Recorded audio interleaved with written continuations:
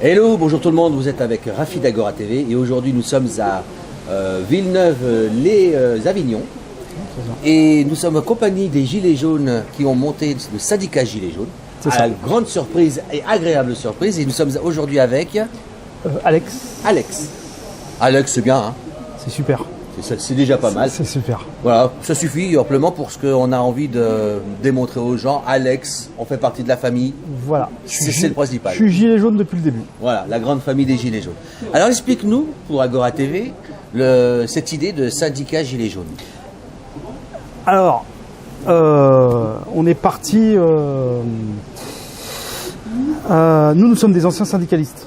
Donc on connaît bien les syndicats et on s'est aperçu d'une chose, c'est qu'ils sont complètement pourris en haut, pas en bas. C'est-à-dire qu'en bas, il y a des gens très très bien. Donc on y était depuis des années. On s'est battu à l'intérieur, nous, des syndicats pourris, pour faire changer les choses. Parce que nous, on est là pour aider les gens. Et on s'est aperçu que c'était pas possible.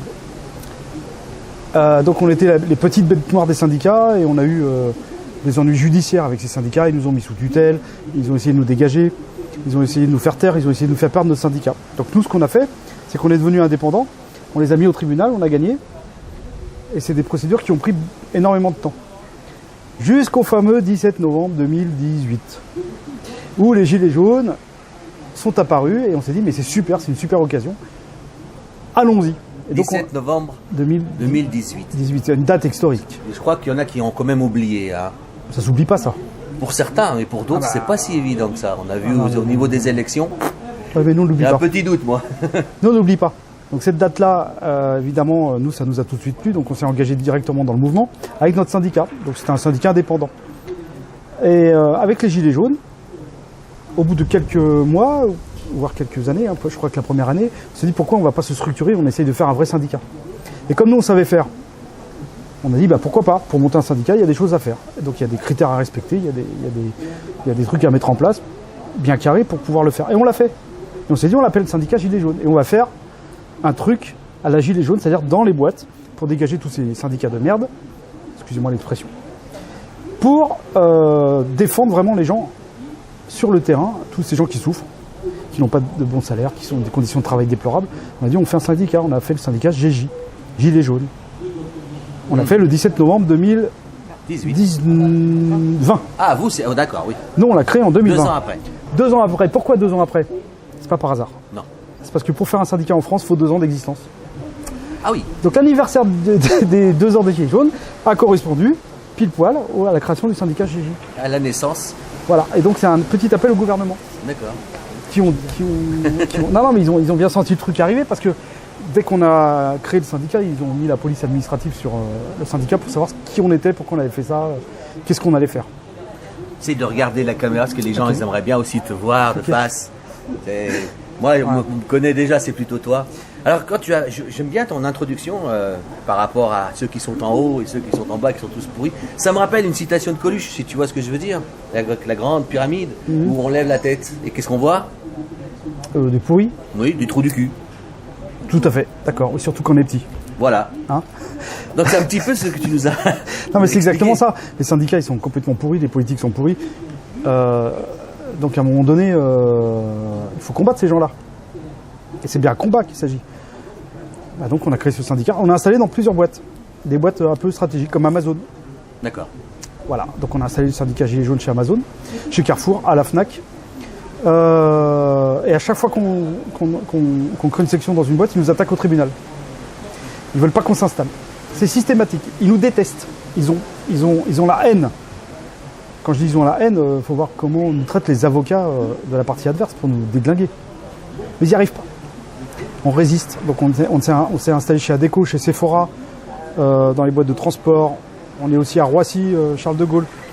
On est un peu partout. On se développe. Et les gens, ils apprécient parce qu'ils se disent enfin un syndicat qui va faire quelque chose de bien. Et on va faire quelque chose de bien parce qu'on a mis en place les mandats révocables. Oui. Le RIC, hein, pour ceux qui ont oublié. Au sein de la structure, il y a des mandats révocables et on ne touche aucune subvention. C'est vraiment l'esprit gilet jaune. C'est-à-dire que si on déconne ou si on ne fait pas ce qu'il faut pour les salariés ou pour le peuple, on dégage. Ce qui me semble être normal. C'est ce qui devrait normalement être dans la Constitution au niveau des parlementaires. Rappelle-moi un petit peu comment ça se passe chez un employeur avec un employé, quand il vient pour la première fois avec son entretien, et puis il y a tout un protocole, une démarche. Pour quoi Quand une personne se présente pour venir travailler, ou qu'il est complètement lambda, parce que tu nous dis, voilà, le syndicat qui est révocable, moi je te parle dans la lignée simple d'un employé envers un employeur. On est dans cette même ligne-là. On est dans cette même ligne-là. Oui, à peu près dans cette ligne-là. Oui, c'est ça. Qui plus est, un employé commence toujours par une période d'essai. S'il fait... c'est ça, exactement. S'il fait faveur à son c'est patron, et ben, il a peut-être un renouvellement de son contrat, etc. Et au bout d'un moment, s'il ne fait pas l'affaire, il dégage. Il dégage. C'est ça. En fait, c'est ce qui devrait se passer en France avec les employés de l'Assemblée nationale. Parce que pour nous, ce sont des salariés. Oui. Hein, normalement, ils sont là pour servir les intérêts du peuple. Donc s'ils font pas bien leur boulot, on devrait pouvoir les dégager. Tout à fait. Ce qui n'est pas le cas. On ne peut pas. Puisque par rapport à l'État, ce sont quand même des élus, eux, ceux qui sont au Parlement et... C'est ça. Mais le Parlement, l'Assemblée nationale. L'Assemblée nationale, lui, il est élu par le peuple, oui. Puisque ce sont les députés. Oui. Mais le gouvernement, on a simplement le président qui est élu, et le reste, ils sont nommés par le président. C'est ça. Et donc ce ne sont pas des élus. Non, ils ne sont pas élus, ils sont nommés. Et donc on devrait pouvoir dégager le président de la République, on devrait pouvoir dégager, et donc tous ces nommés, d'accord, qui vont avec, et tous ces élus qui sont à l'Assemblée nationale. Le peuple devrait pouvoir les dégager s'ils ne font pas ce qu'il faut. Ce n'est pas possible. Alors ce n'est pas voulu, et puis c'est interdit dans la Constitution, parce que les mandats révocables n'existent pas dans la Constitution française. Vous expliquez les images, voilà, cérémonie en marche et tout ça. Ah oui, alors ça c'est très intéressant. C'était sur le camion de Carole, une gilet jaune, qui un jour est arrivé sur une manifestation et quelqu'un avait peint ça sur son camion. Oui. Donc on a trouvé ça très intéressant. Donc on a effectivement une caricature. Pour nous, c'est une œuvre d'art. Donc on la met un peu en lumière. C'est une belle caricature. Je vais la montrer. Une super caricature. Il ne s'agit absolument pas d'insulte. On a bien Emmanuel Macron avec le préfet allemand et le personnage qui est sur la gauche, donc c'est Rothschild. D'accord. Bon, si on comprend bien l'image, on comprend un peu que tout manipule tout le monde et puis que les moutons aussi sur la droite. Pour les agoraciens et les agoraciennes qui ne le savent pas encore, ce personnage-là apparemment devrait s'inquiéter puisqu'il est inquiété actuellement par un juge à Paris. C'est celui-là? Oui, celui-là, en ce moment même, il est inquiété, donc il va devoir répondre de ses actes par rapport aux Gilets jaunes, le massacre qu'il a fait et surtout les nassages volontaires. Oui, c'est ça. Donc il va être entendu pour ça. On espère qu'un de ces personnages des trois qu'on voit sera aussi inquiété de ces quatre, parce qu'il a aussi beaucoup de choses à répondre, on est d'accord? Oui. Voilà, j'ai même pas besoin de vous dire qui, vous savez, chacun se fait son opinion. Exactement. Évidemment. Donc pour nous, c'est une magnifique caricature, telle qu'on peut en voir dans des journaux, qu'on ne citera pas, qui font de la caricature. Donc voilà, donc on a trouvé ça très intéressant. Et puis il faut surtout rappeler aux gens ce qu'ils ont fait. Parce qu'on a tendance à perdre la mémoire. Ils ont fait du mal, ces gens-là. D'accord, principalement les deux. Okay, et il y en a qui est toujours là. Donc voilà, on est là pour rappeler ce qu'ils ont fait et on n'oublie pas.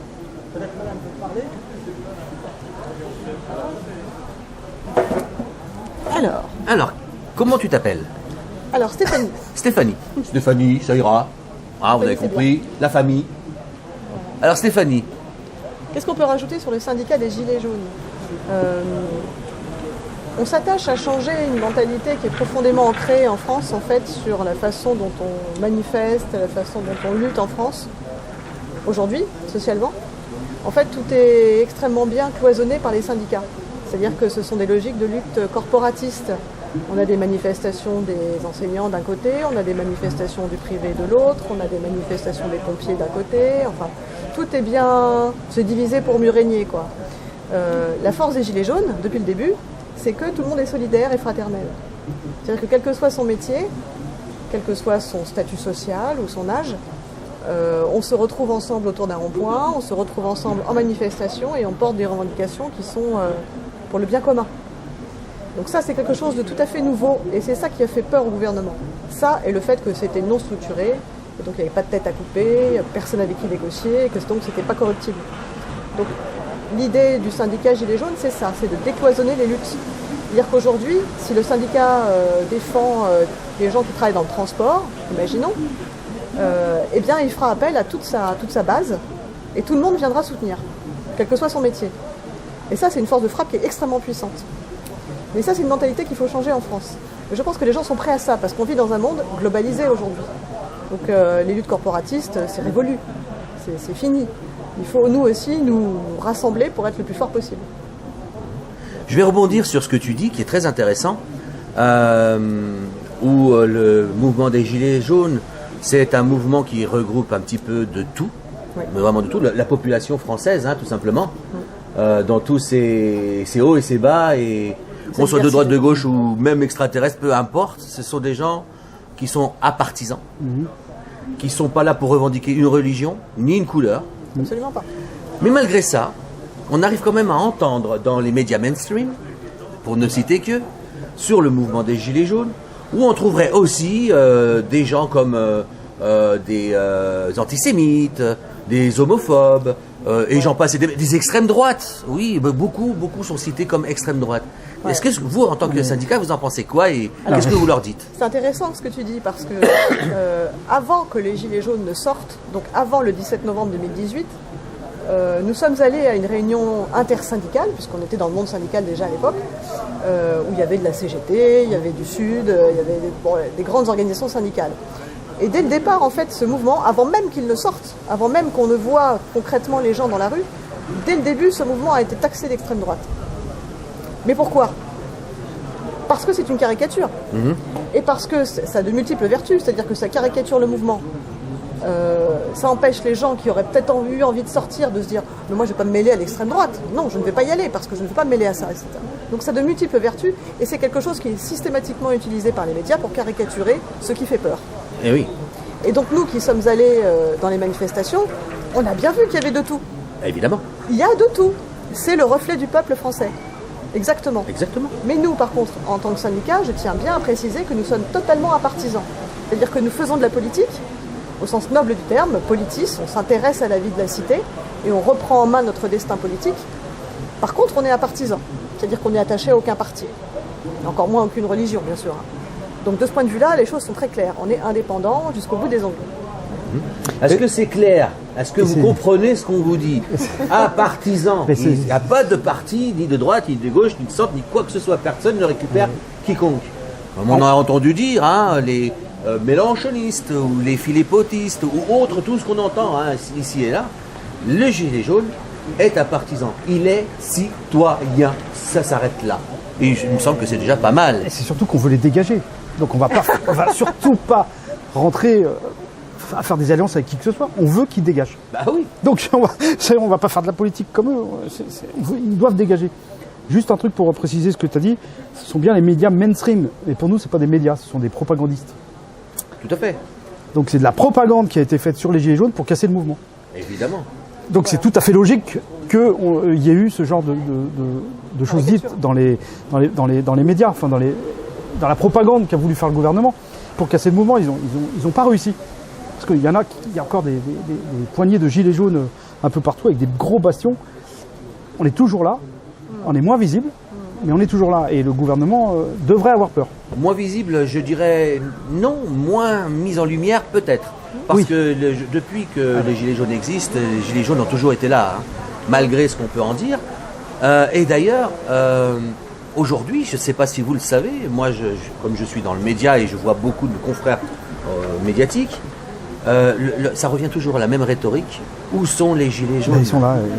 On est là. Les Gilets jaunes avaient raison. C'est comme si on comptait sur les Gilets jaunes pour rétablir la justice dans ce pays. On a cassé les Gilets jaunes de tout. Ouais. On les a critiqués, pointés du doigt, on les a méprisés, on les a conditionnés à tout ce qui pouvait exister au niveau des malheurs, du cassage, etc. Et oui, il y a eu des cassages, oui, effectivement. Il y a eu du caillassage, il y a eu un petit peu tout ce qu'on veut. Mais c'est pas attribué exclusivement aux Gilets jaunes. Il y avait des gens qui ont mis un gilet jaune. Et le problème n'est même pas là. C'est qu'en face d'un mouvement social totalement inédit qui dure depuis 4 ans, quelle est la réponse politique? C'est-à-dire qu'avant, quand on avait des grandes manifestations en France, on peut se rappeler du CPE par exemple, dans les années 90-2000, il y a eu des réponses politiques en face. On avait encore des hommes politiques qui faisaient leur boulot de politiciens, opportunistes et corrompus déjà, mais par contre, il y avait des réponses politiques. Aujourd'hui, avec ce gouvernement Macron et son monde, il n'y a aucune réponse politique, à part la répression. À part la répression, la caricature et la propagande. Ce sont les seules réponses politiques. Donc, la situation économique s'est dégradée en France. Enfin, on voit bien que quand les Gilets jaunes sont sortis, je crois que l'essence était à 1,48 Oui. Aujourd'hui, il n'y a pas très longtemps que ça, maintenant c'est un peu baissé. Mais Maintenant, il est à 1,48 aussi. On a atteint les 2,65, les 2,85. On a vu des prix d'essence complètement démesurés. Mais ça, c'est un exemple. Il n'y a évidemment pas que le prix de l'essence.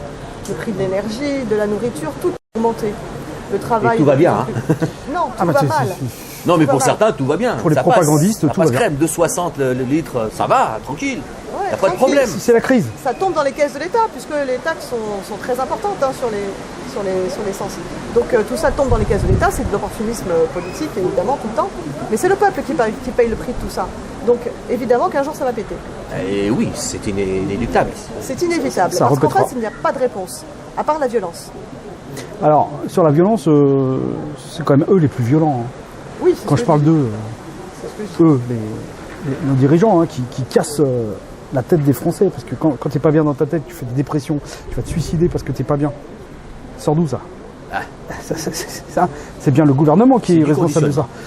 Donc tous ces gens-là qui souffrent tous les jours quand ils ont leur fiche de paye et qu'au bout de 2 jours ils n'ont plus rien sur leur compte, ça c'est de la violence. Quand ils ont une fiche de paye. Quand ils ont une fiche de paye, parce que quand ils en ont pas, on les taxe de fainéants, ils vont pas travailler. Quand ils en ont une, ils ont tellement peu que... Ou alors on les suspend parce Tellement que... peu. Alors justement, je vais rebondir sur tellement peu. Que notre ami Macron, Emmanuel, voyons, Emmanuel, quand tu dis des choses, réfléchis un petit peu des fois. L'abondance. On va sacrifier l'abondance. Il paraît qu'on avait de l'abondance avant et qu'aujourd'hui, il va falloir faire ric-rac sur l'abondance. Qu'est-ce que vous en pensez, vous, Gilets jaunes? Ça, ouais, ça me fait rire aussi. Hein. fous de notre gueule. L'abondance. Je pense que Emmanuel Macron nous prend pour des imbéciles et qui sort des grandes phrases comme ça avec des grands mots parce que l'abondance, oui, par rapport au Moyen-Âge, nous vivons dans un monde d'abondance. Ok. Avant, les gens n'avaient pas à bouffer, ils avaient à bouffer dans un pot, ils n'avaient pas d'écran plat, ils n'avaient pas de téléphone, ils n'avaient pas tout ce qu'on a aujourd'hui, ils n'avaient pas de voiture, etc. Donc, par rapport à une certaine période de l'histoire de France mondiale, on vit dans l'abondance. Et donc là, il nous sort une phrase comme ça, mais c'est comme ces phrases, nous sommes en guerre. Oui. Ça ne veut rien dire. Merci pour la caméra. C'est un gilet jaune. On est en train de filmer. Bonjour. Viens, présente-toi. Mais c'est un gilet jaune, c'est bien. L'abondance, comme je disais, hein, c'est des phrases comme ça qui sont lancées. C'est comme depuis que Macron est au pouvoir, il est en guerre.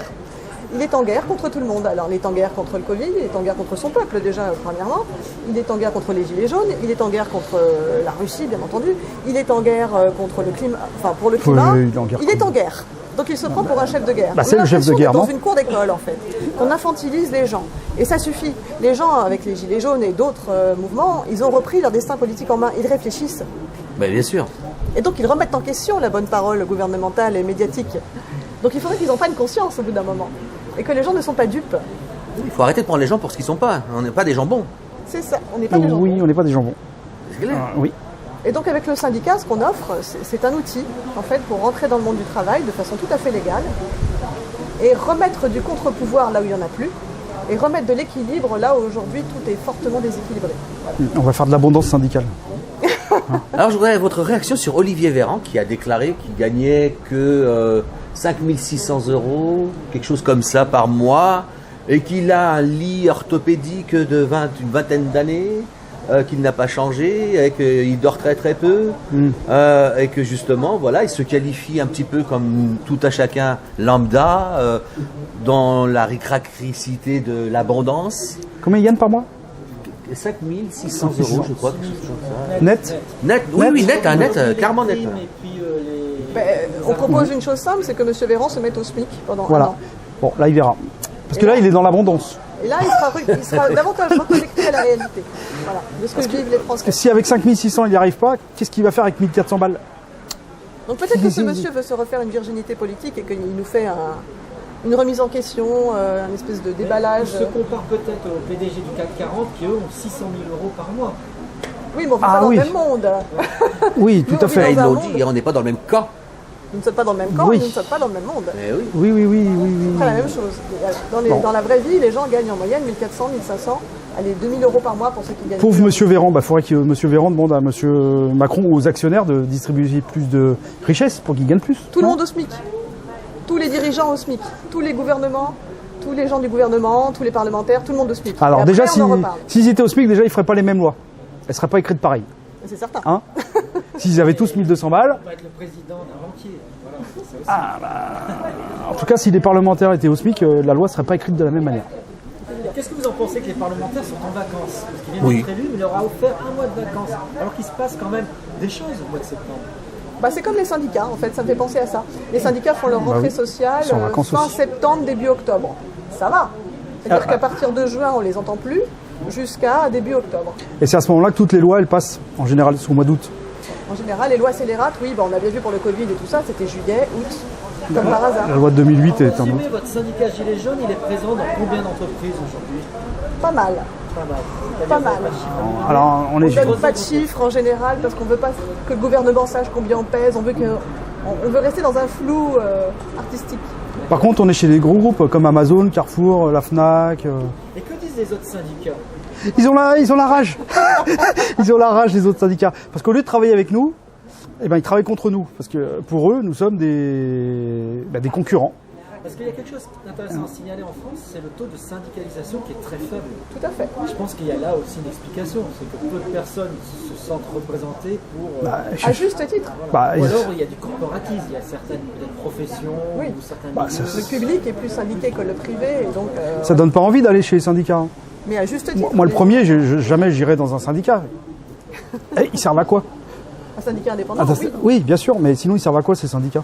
Donc vous êtes aujourd'hui, pour dire, le seul syndicat réellement indépendant et incorruptible. Alors il y en a d'autres des syndicats indépendants. On ne dirait pas qu'on est le seul. Non, mais Gilets jaunes. En plus, Ah bah oui, Gilets jaunes, oui. oui. Gilets jaunes, oui. Ah oui, Gilets Mais jaunes, après, oui. il y a plein d'autres gens très très bien, des militants super qui nous contactent en fait parce qu'ils déjà ils nous connaissent, ils apprennent à nous connaître. Et une fois qu'ils nous connaissent, ben, ils ont envie de venir vers nous et on va travailler ensemble ou fusionner. On Est-ce sait que ce qu'on vous fait. attirez justement, il y a des syndicalistes ou des gens qui travaillent pour des syndicats traditionnels Oui. qui vous rejoignent? Oui. Bien sûr. Oui. Bien Ça, sûr. oui. Intéressant. Ça c'est super. Mais il y en a plein. Ça c'est Comme super. on disait, tout n'est pas blanc, tout n'est pas noir. Non. C'est comme partout, c'est pas parce qu'il y a à la tête quelques mauvaises personnes, quelques personnes corrompues, que ça représente l'ensemble des syndicalistes. Absolument pas. Et on dit toujours qu'on ne blâme pas les militants de terrain, on blâme ceux qui sont à la tête des confédérations et des fédérations. C'est eux qui sont corrompus. Et donc, votre particularité en tant que syndicat Gilets jaunes, il n'y a pas vraiment de tête, si j'ai bien compris. Il n'y a pas quelqu'un qui peut essayer d'acheter le gouvernement, voire... Non, c'est pas possible. Non, ils vont pas y arriver. Alors parce que Ça fonctionne sous vraiment un système représentatif, d'assemblée des gens. Oui. Un adhérent, une voix. Et on a mis dans nos statuts que ceux qui ont des mandats hein, pour faire fonctionner le syndicat, ils ne devaient ni être politisés publiquement, ni être connus publiquement, et ni... Qu'est-ce qu'on avait mis d'autre? Bah, militer pour un courant ou un parti politique, ça c'est très clair. Et, ah oui, partisan. et ni aller parler aux médias propagandistes. D'accord. Pour éviter que justement un jour il y a un média qui Et avec BFM cette TV. garantie, vous pouvez vous Par assurer exemple. que vous êtes le plus proche des revendications des salariés et de leurs réels problèmes. Bah, tout est perfectible, mais oui, on essaye d'être au plus proche et d'être le plus démocratique possible et le plus juste possible. Et tous les milieux sociaux, parce que aussi une des critiques, enfin c'est pas une critique, mais une des, ce que disaient les médias, c'était d'assimiler les gilets jaunes toujours à un milieu social favorisé. Je me souviens de quelques médias qui disaient mais finalement ce sont des caristes et puis d'un milieu très, enfin, je veux dire, avec un certain dédain. les gueux. Est-ce que Oui. c'est vrai? Descendants. Est-ce qu'il y a vraiment on va dire on va représenter plus des ouvriers, des employés de base, ou vous avez également des cadres avec des positions supérieures? On a de tout. On a des cadres, des médecins, on a des chirurgiens, on a des caristes évidemment, on a des caissières, on a des soignants, on a des chirurgiens, on a tout. On a des gens du De transport. tout base sociale. On a oui. des agriculteurs, on a de tout. En Du fait, haut, c'est du bas. Voilà. À bientôt. Au revoir.